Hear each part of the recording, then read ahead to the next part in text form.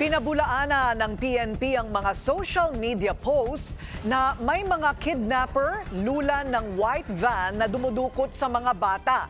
Giit ng pulis, bumaba pa nga ang mga kaso ng kidnapping sa bansa.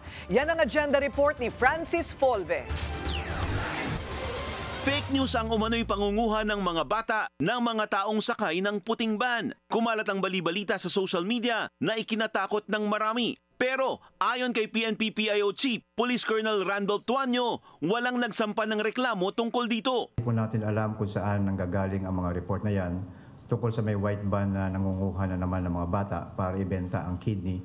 Base sa ating pakikipag-usap sa PCC Monitoring Section of Incident, ay so far wala naman po silang natanggap na ganyang insidente. Dagdag ni Tuanyo, walang pagtaas sa insidente ng kidnapping sa bansa. Sa katunayan, base sa datos ng PNP AKG, noong January 2023, nakapagtala lamang sila ng 3 traditional kidnap for ransom, habang walang Pogo-related kidnap for ransom at casino-related KFR. Enero 2024 naman ay may 6 na insidente ng kidnapping kung saan 2 ang Pogo-related. Ngayong taon, may naitalang 4 na insidente ng traditional kidnapping, pero hindi sila nagpapakakampante.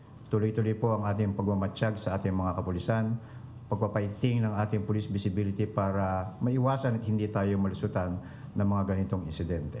Paglilinaw din ng PNP, ang nakapost na kidnapping awareness ng Aviation Security Explosive and Ordnance Division and K9 Unit ay bilang tulong lang sa mga hakbang ng anti-kidnapping group.